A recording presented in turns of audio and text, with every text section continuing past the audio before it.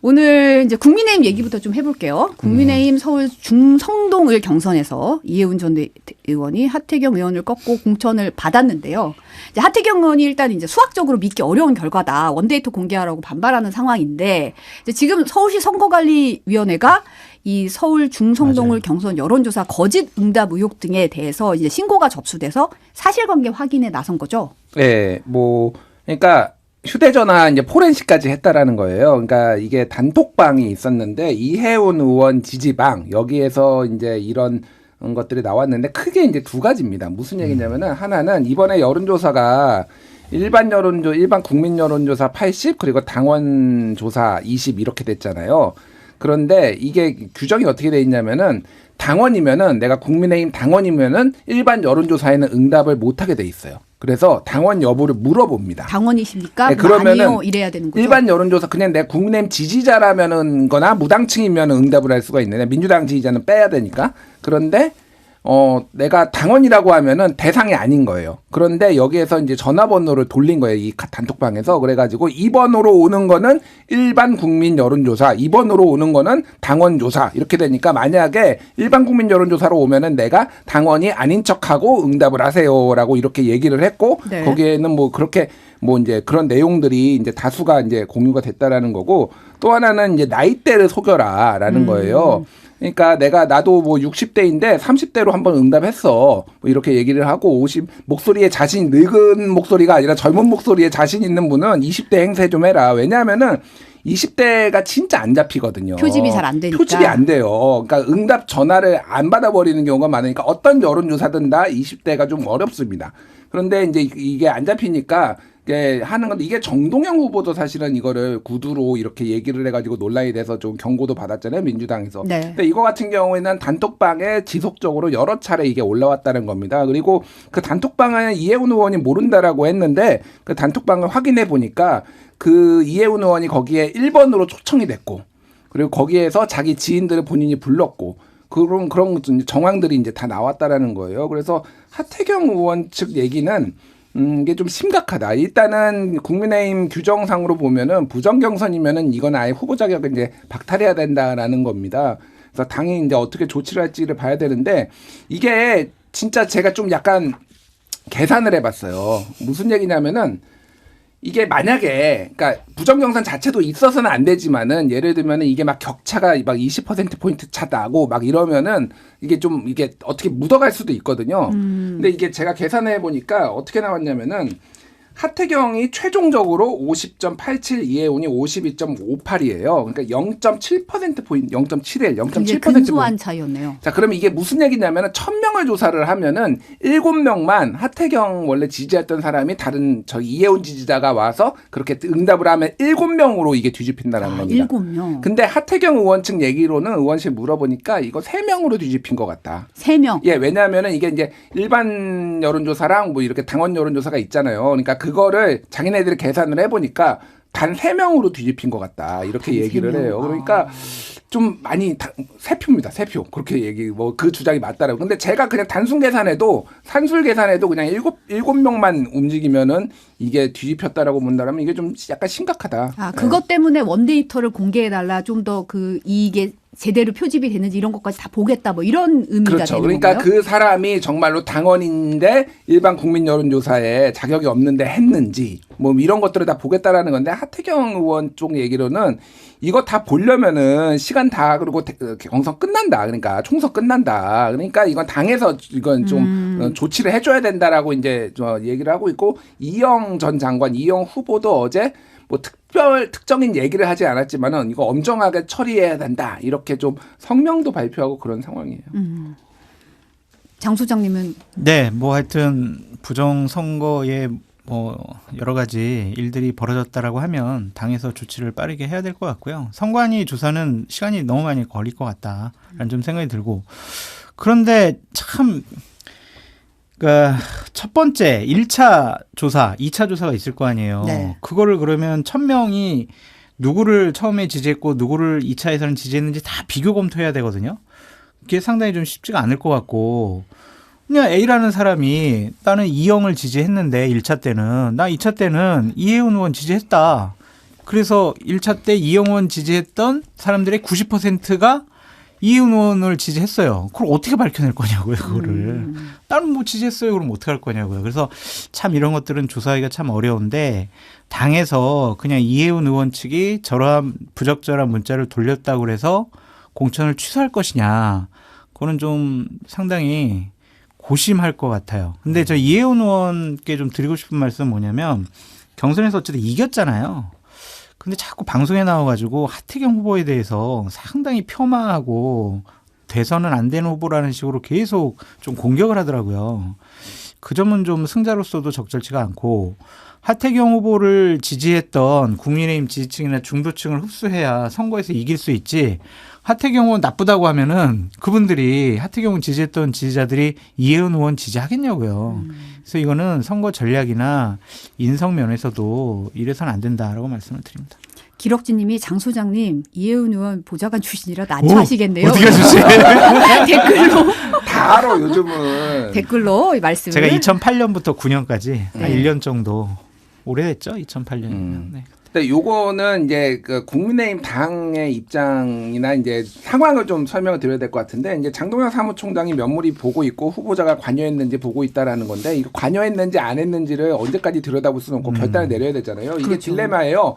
만약에 이혜훈 후보의 자격을 바탈할 경우에는 어쨌든 이 관리가 문제가 있었다라는 걸 공식적으로 시인하는 뭐 이런 거가 되는 거죠. 경선 과정에서 이제 예, 선거 예, 관리가. 그럼요. 그런데 만약에 안 하고 이혜훈 후보 측 손을 들어주고 하태경 재심을 뭐 이렇게 문제 제기를 기각을 하면은 이제 국민의힘의 지금까지의 이제 컨셉이 뭐였냐면 우리는 비명행사처럼 이렇게 비주류를 이렇게 일방적으로 죽이는 일은 없었어.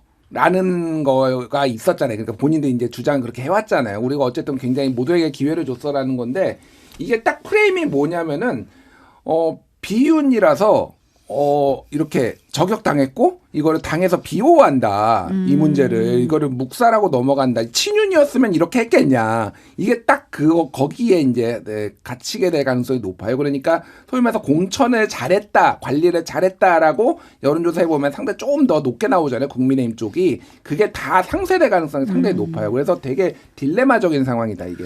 그것도 그렇고 만약에 소수점 차이로 진 사람들, 다른 후보들 네. 그리고 1, 2% 차이로 진 다른 지역의 경선 후보자들도 문제 제기할 가능성이 높죠. 이런 증거들 분명히 캡처를 해서 선관위에 다시 조사를 의뢰하고 공관위에다가 재심을 청구하게 되면은 공천 자체가 뒤죽박죽 될 것 같아요. 그래서 당으로서는 이 한 건이 정말 총선에 대한 국민의힘 공천을 상당히 좀 안 좋게 비치게 하는 중요한 계기가 될 것 같아가지고 이혜훈 의원을 공천 취소하기도 참 그렇고 다시 그러면은 그냥 그대로 두기도 그렇고 대단히 난감한 상황에 빠졌다. 지금 하태훈 의원 측이 밝힌 데 따르면 이 경선 표본이 50대 이상이 86%였다는 거예요. 그리고 20대부터 40대의 분포가 14%였다. 그러니까 이제 뭔가 연령대별 가중치 없이 조사가 됐다. 이런 얘기 지금 노컷 뉴스 단독 보도로 나왔거든요. 그거는요. 이제 후보들이 경선 사인을 할 때 당에서의 원칙이에요. 연령별 배분을 하지 않는다.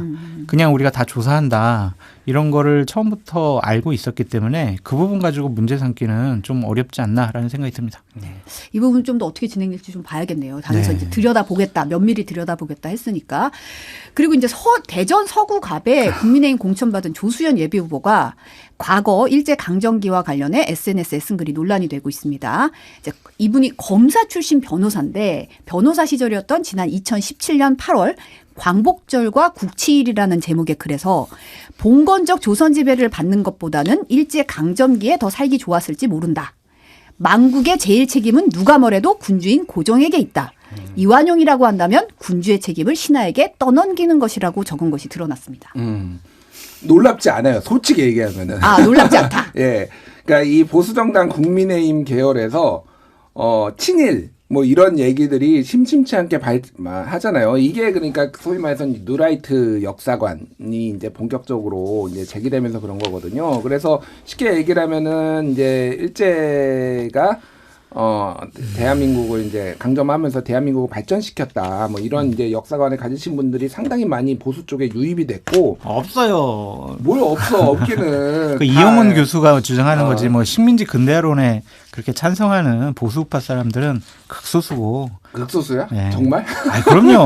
그러니까 제가 놀랍지 않은 이유는 이런 발언이 정말로 이게 하나밖에 없을까. 사실 굉장히 많을 거예요. 찾아보면은 굉장히 많을 겁니다. 그래서 대통령도 어쨌든 뭐 갑론을박이 있지만은 과도하게 이제 친일적이다. 이 3.1절 뭐 이렇게면 축사라든지 이런 것도 과거사에 대해서 논하지 않고 맨날 미래만 얘기하고 다 퍼주고 뭐 이런 논란들이 있기 때문에 이게 굉장히 부적절하죠. 굉장히 부적절한데 막 선거에 어마어마하게 영향을 끼치지는 않을 거예요. 그러니까 다 아는 사실이에요.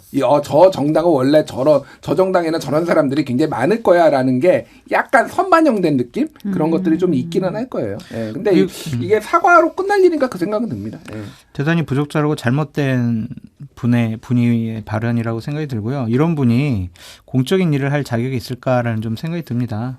조수현 예비 후보가 아니라 다른 좀 이름이 알려진 인지도가 높은 뭐 수도권의 인물이 이런 발언을 했으면은 아마 당에서 난리가 나가지고 재빠르게 조치를 했을 것 같은데 저도 조수현 예비 후보는 처음 들어본 분이거든요. 그리고 또 대전 서구 갑이죠. 그러니까 지역적으로도 조금 덜 영향을 받지 않을까? 뭐 그런 생각 때문에 당에서는 이 부분에 대해서는 그렇게 큰 문제를 삼는 것 같지는 않지만 이런 부분을 봐주면은요. 다른 말실수나 구설수가 또 나올 가능성도 있고요. 다른 분들 만약 국민의 후보 중에 몇 분이 또 과거에 이런 발언과 이런 기고를 했다라고 하게 되면은 우리 김준일 평론가님 말씀하신 것처럼 아유 국민의힘 쟤네들은 저래 친일적인 집단이야 막 이렇게 비판받아도 할 말이 없어요. 그래서 이 부분은 이거 가지고 후보 사퇴까지 가는 게 어떨까라는 좀 생각이 드는데 엄중하게 경고도 하고 제일 좋은 건 뭐냐면요. 제가 당의 총선 승리를 위해서 후보직을 사퇴하겠습니다. 그래서 본인 스스로 결자 해지하는 게 맞아요. 그러니까 어떠한 법적인 문제가 걸릴 말실수를 했든 아니면 역사관에 대한 말실수를 했든 도덕적인 분에서 말실수를 했든 그런 것들을 한 분들은 그냥 본인 변호사 일을 하든지 아니면 방송을 하든지 그렇게 했으면 좋겠어요. 그냥 이런 공적인 일을 하겠다라고 욕심 부리는 것은 좀 무리가 있어 보입니다. 지금 도태 후보에 대해서 국민의힘에서 이제 공천 유지 결정을 하면서 현재 변화된 모습을 살펴봐달라고 했어요. 근데 이제 이번에는 그 도태 후보가 지난 2021년 11월 한 인터넷 언론사에 전두환 씨가 평화적인 방법으로 새 시대의 문을 연 보기 드문 군인 출신 대통령이라고 썼던 글이 재조명되고 있거든요. 이것도 제가 먼저 말씀드리면 놀랍지 않다. 그러니까 이 보수 정당의 딜레마가 뭐냐면은 사실은 이 국민의힘보다 오른쪽에 정당이 하나 있어줘야 돼요. 아, 오른쪽에 더 있어야 된다. 네, 하나가 이제 소위 말해서 이제 강성 우파 극우가 하나가 있어서 이분들이 좀 분리수거가 돼야 됩니다. 그래야지 이게 되는데 이게 그쪽 정당이 없다 보니까 모든 분들을 다 품고 있는 거예요. 그러니까 이게 다양성, 우파들이, 다양성, 다양성이야 그게. 그러니까 뭐 친일 옹호 발언, 5.18 폄훼 발언, 다양성, 부정선거, 다양성, 뭐 탈핵 부정 발언 이 발언들 한 부분들이 득실득실한데 이게 다 품을 수밖에 없는 거잖아요. 이게 딜레마가 뭐냐면은 도태호 같은 경우에는 소위 말해서 극우 유튜버들 아니면 강성 우파 유튜버들이 도태호 자르면 우리 가만히 있지 않을 거야. 뭐 요즘 최근에 난리가 났어요. 지금 뭐 이름은 얘기한 이 땡땡 TV 뭐 이런 것들 있잖아요. 뭐 대통령이 즐겨본다는 막 이런 것들 뭐 다 들고 일어난 거야. 그러니까 한동훈 공격까지 합니다. 너의 정체성이 의심스러워. 왜 김경률 같은 애를 데려와가지고 지금 여기 주고 좌파로 지금 좌파 세상으로 만들려는 거야. 이게 막 이런 상황이에요. 그러니까 그래서 되게 난감할 거예요. 이거 자르기 쉽지 않아요. 이런 논란이 있더라도 이게 그러니까 국민의힘에 조금 인적 구성에 좀 한계가 있는 것 같아요. 그러니까 이게 계속 단절을 뭐 하지 못하고 이게 경쟁계로 넘어가고 그러다 보니까 끊임없이 그리고 진영 통합을 강조하다 보니까 이런 일이 좀 반복될 수밖에 없는 구조적인 게 있는 것 같아요. 네. 이상은 뭐 잘 설명을 해주셨고요. 저는 다른 관점에서 한동훈 비대위원장의 리더십과 지도력이 상당히 좀 훼손당했다라고 볼 수밖에 없어요. 훼손당했다. 그렇죠. 재검토하세요. 이거는 이번 달 공천 취소하세요. 그 명령이거든요. 그런데 공관위에서 만장일치로 또 자신들의 결정을 그대로 재추인을 했어요. 한동훈 비대위원장으로서는 상당히 리더십에 훼손받은 거고 체면도 구겨진 거다라고 볼 수밖에 없고 자꾸 또 이런 일이 한두 번도 반복이 되면 여러 가지 한동훈 비대위원장이 결정하는 것들에 대해서 권위를 좀 인정받지 못할 것도 같아요. 그래서 좀 얘기를 들어봤더니 한동훈 비대위원장 되게 답답하고 화가 나 있다고 하더라고요. 아, 답답하고 화가 나 있다. 이런 사람은 미리 공관위 차원에서 컷오프를 시켰어야지 왜 경선을 붙여가지고 이렇게 했냐. 그러한 이제 생각과 판단이 있다고 하던데 저는 박근혜 전 대통령이 좀 개입된 것이 아닌가라는 좀 생각이 들어요. 그러니까 이분이 박근혜 전 대통령 변호인단이었고 국정농단 사건 때도 상당히 활약을 많이 했던 분이거든요. 그러니까 보수우파 진영에서는 고맙고 우리의 인재다라고 생각을 하는 거예요. 그런 부분에 있어서 공관위가 좀 보호하려고 한 것이 아닌가라는 좀 생각이 들어요. 그래서 누구지? 공관위원장이? 하여튼 그분이 정영환 공관위원장이 이분에 대해서는 상당히 좀 각별하게 생각하는 것이 아니냐. 만약 이분이 공관위원장이 이건 문제 있어. 이거는 잘라야 돼라고 하면은요. 공관위원들 거기다 반박을 못 해요. 근데 공관위원 몇 명이 잘라야 됩니다라고 하더라도 공관위원장이 이거는 다양성인데. 이거는 국민의 눈높이에 맞는 건데. 이렇게 얘기를 해버렸잖아요. 그러면 공관위원장 보호였다라고 볼 수밖에 없죠. 그러니까 이거는 두고두고 이제 이 건이 나왔잖아요. 전두환 전 대통령 얘기까지 나왔는데 이제 한두 건이 더 나올 거예요. 이분 너무 활약을 많이 하셔가지고 그렇게 되면은 공관이나 한동훈 비대위원장이 다른 결심을 할 수도 있다라고 전망해 봅니다. 국민 눈높이가 아니라 국힘 눈높이다. 국힘 눈높이다. 이 정도가 딱 국힘 눈높이다. 국힘 눈높이에 맞으니까 이제 컷오프가 안 된 거죠. 저 말을 반박을 해야 되는데 저 말을 공관위원장이랑 또 누가 사무총장이 해버렸기 때문에 반박을 참 못하겠네요. 아니 근데 이제 한동훈 비대위원장 같은 경우는 가볍지 않은 발언이라는 얘기를 했거든요, 사실은. 그런데 이제 어쨌든 얘기였어요. 그런데 그리고 어쨌든 공관위 회의가 4차례나 열렸고 뭐 오전부터 계속 뭔가가 하는데 두 번째 사과문이 결정적이었다, 주요했다 이렇게 설명을 했단 말이에요. 짜고 친 거다. 우리가 좀 봐주려면 조금 더 진정성 있게. 1차 갖고 안 되니까 한 번 더. 정말 진정 어린 사과 해야 돼. 사과문 내. 그럼 우리가 그냥 그 사과문 보고 사과했잖아요. 이걸로 끝내볼게라고 전 짜고 친 것 같다는 생각이 드는데 대단히 부적절하고 잘못된 일이다라고 말씀드립니다. 도태우 보호하려다가 왜 광주에서 지금 난리가 났잖아요. 그리고 다른 수도권 지역에서 중도층에서 그래도 국민 한번 관심 가져볼까 하다가 쟤네들 역시 안 되는구나 이렇단 말이에요. 왜 도태우 때문에 왜 그렇게 선거를 망쳐요. 이해가 안 돼요. 한동훈 비대위원장 내일 광주 간다 그러는데 무슨 얘기가 나올지. 5.18 정신 헌법 전문 수록 이런 거 얘기할 때만 해도 굉장히 좋았는데 그리고 김재원 최고위원 이제 그걸로 발언으로 이제 물러났을 때만 해도 이제 좀 태도가 변하는구나 국민의힘이. 그런데 이걸로 다 도루묵이 되게 됐는데 이번 총선의 어떤 성격을 보여주는 것 같아요. 그러니까 과거는 묻지 않겠습니다. 진영 총결집. 야 친이계 친박계 탄핵이든 뭐든 다 모여. 약간 근데 이렇게 나는 왜 모이라고 하네. 거기는 보수가 아니라 참칭이잖아.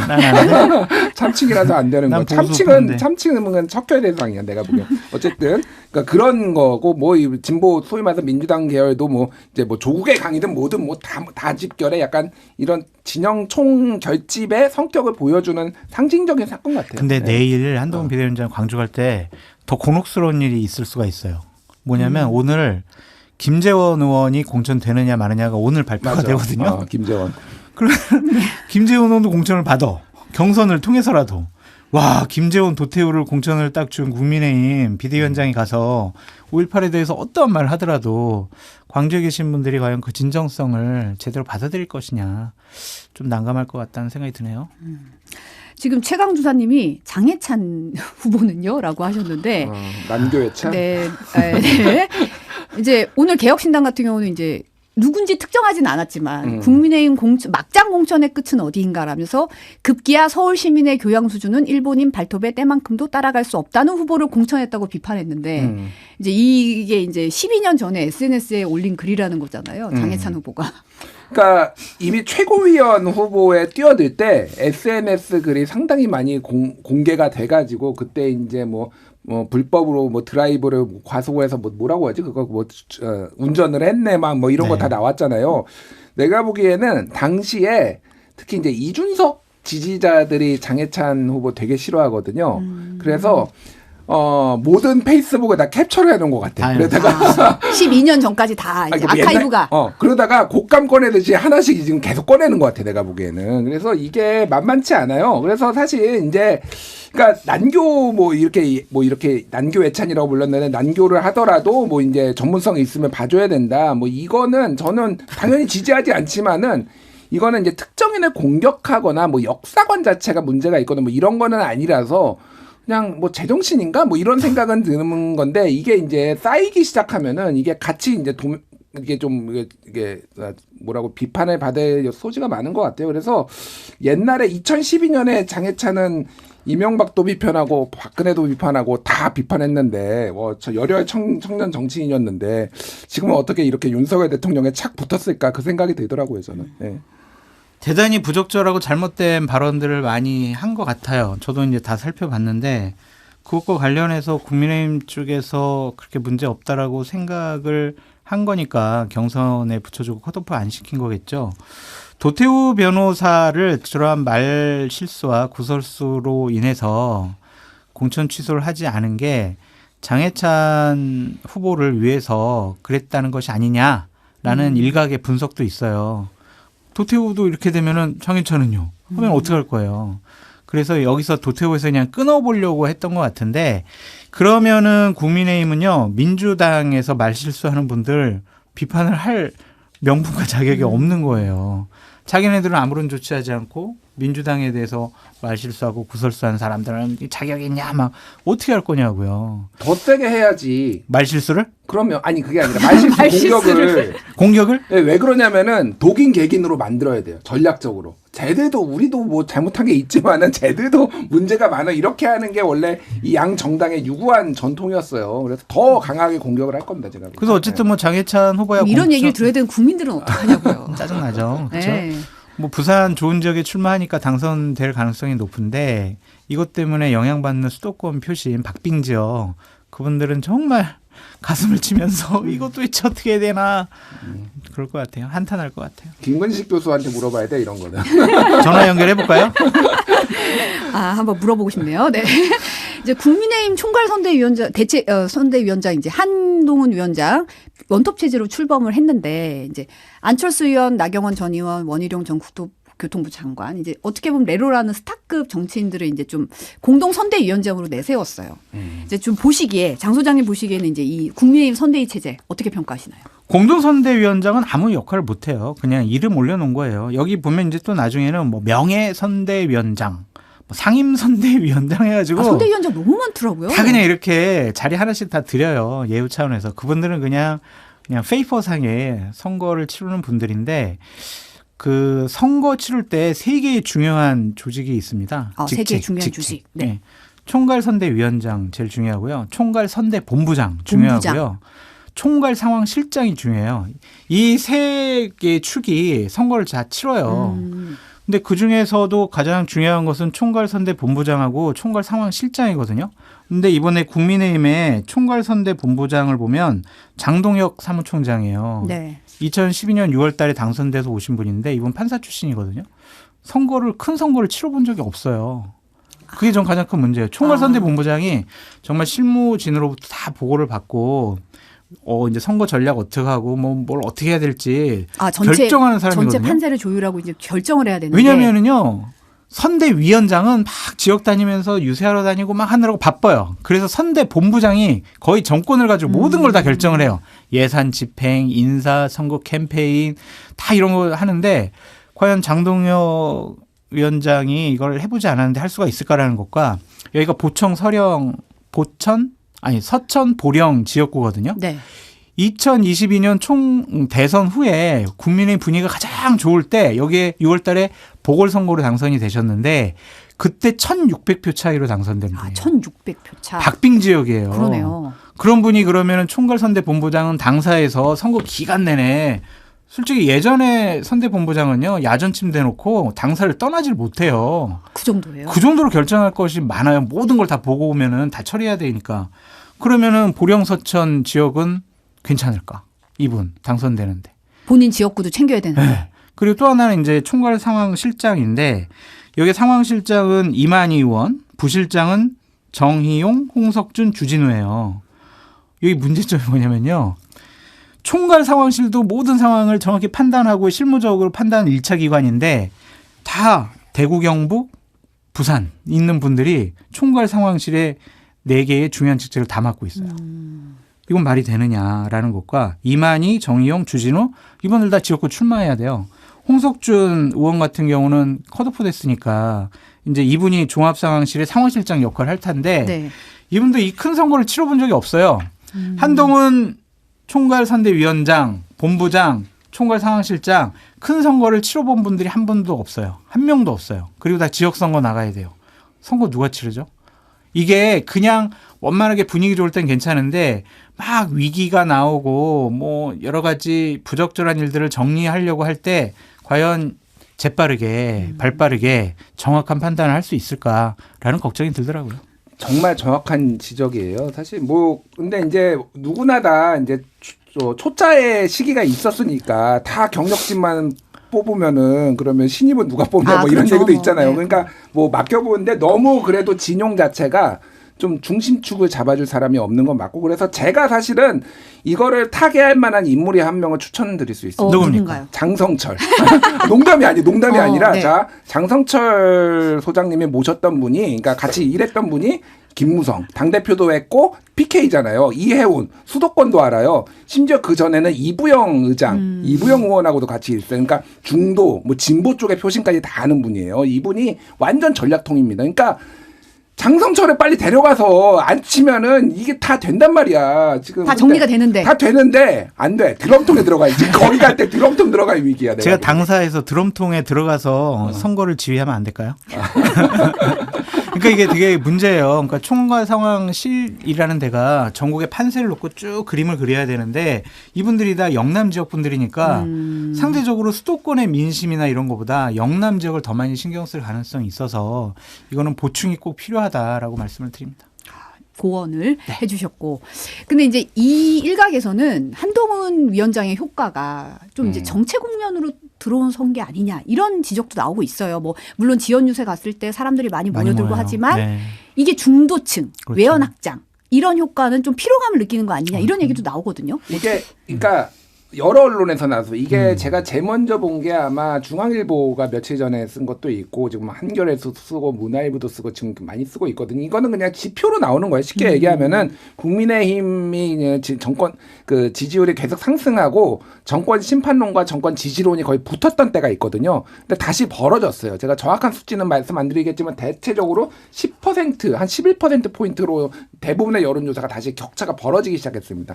그러니까 이제 한계를 느끼는 거죠. 근데 솔직히 제가 보기에는 한동훈은 할 만큼 했어요. 한동훈은 진짜 할 만큼 했다. 이거를 받쳐줘야 되는 게 당이 받쳐줘야 되고 대통령이 받쳐줘야 되는데 대통령이 지금 이거 이종섭 딱 임명하는 순간 정권 심판론 재점화돼가지고 지금 완전히 망했다. 지금 다 난리예요. 지금 당도 난리고 당에서도 지금 도태우 지금 공천 주겠다고 뭐 이런 식으로 결정해버리면은 한동훈 보고 어떻게 하라는 겁니까 이게 사실 이게 물론 한동훈 위원장의 좀 더 강한 리더십이 필요한 시점도 맞지만은 굉장히 지금 돌파구가 없어서 굉장히 좀 답답한 국면이 됐어 국민의힘이. 네. 한동훈의 한계론이 아니라 여권 전체의 한계죠. 그러니까 윤석열 대통령이 진짜 뭐 저번 주까지는 분위기가 좋아지니까 본인이 발언이라든지 활동량을 좀 넓혔단 말이에요.